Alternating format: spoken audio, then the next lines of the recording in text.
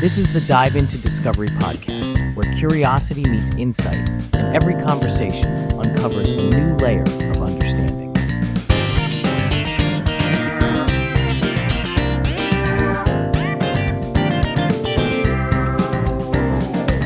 All right, let's dive deep into consciousness.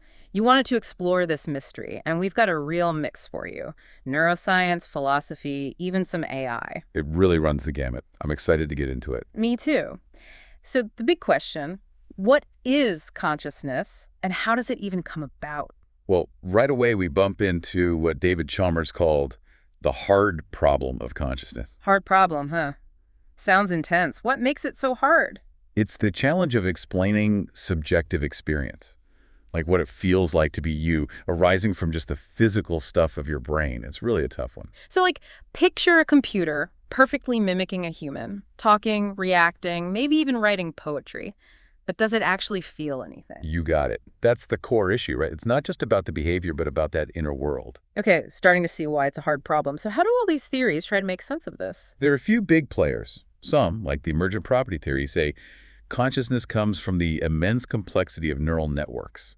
Like, think of a symphony. Separate instruments, but their combination, that's the music. So, not that any single neuron is conscious, but it's the whole network doing something special. Exactly. It's all about the connections, which leads to another theory, integrated information theory. This one proposes that consciousness is how well a system integrates information.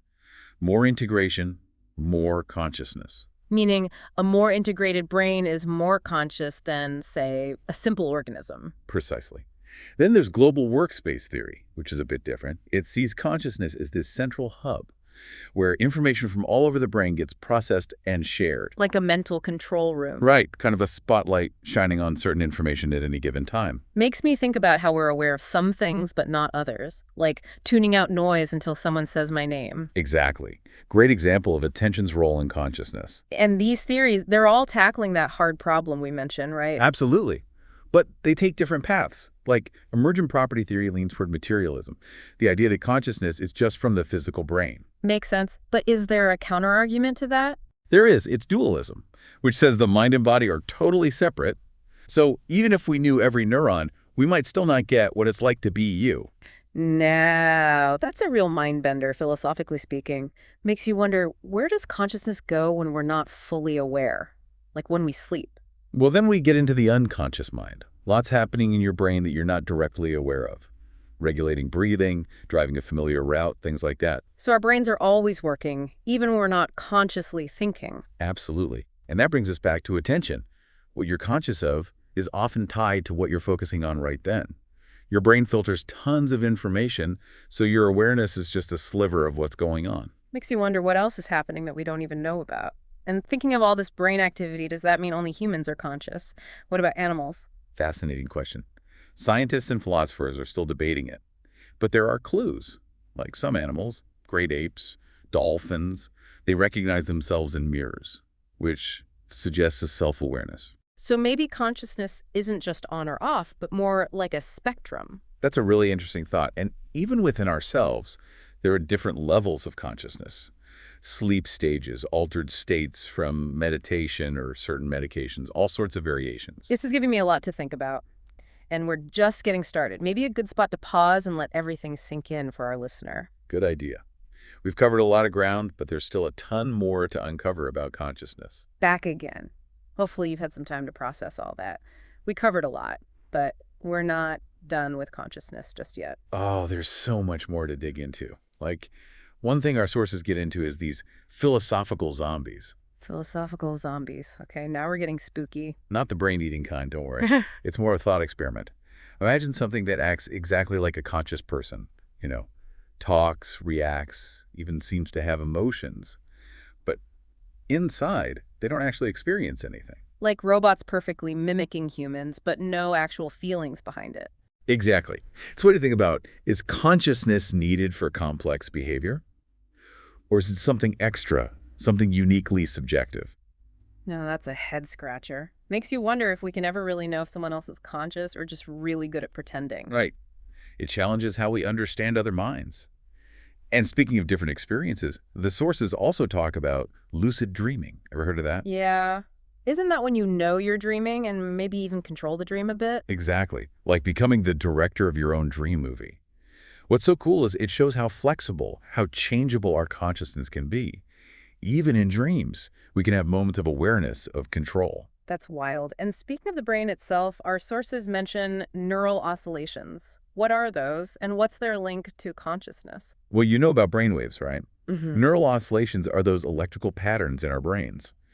And some neuroscientists believe that when those oscillations sync up, especially across different brain areas, it might be key for conscious thought, for perception. So, like the brain's orchestra all tuning in to make the music of consciousness.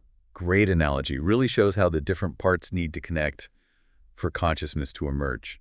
Makes sense. And earlier we talked about levels of consciousness. The sources mention another one, minimal consciousness.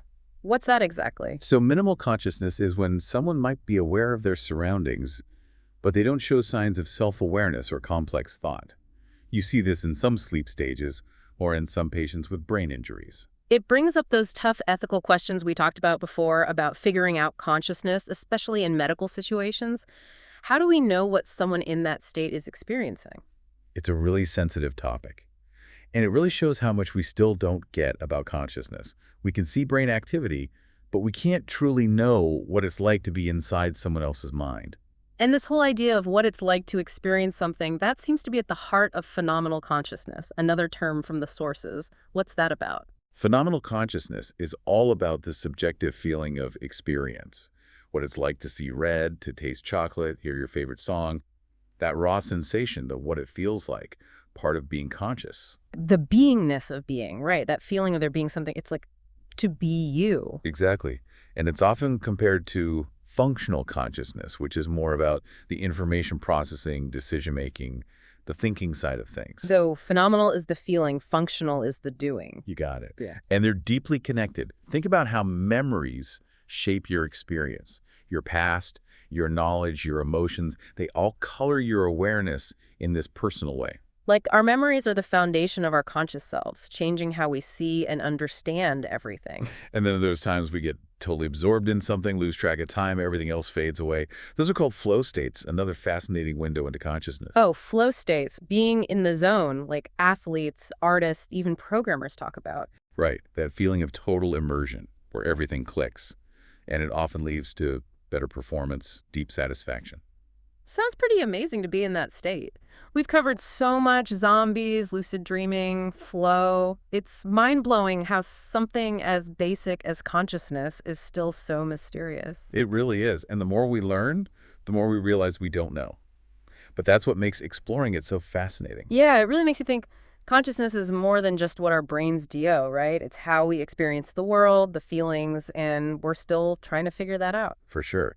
And going deeper into these mysteries brings up ethics too.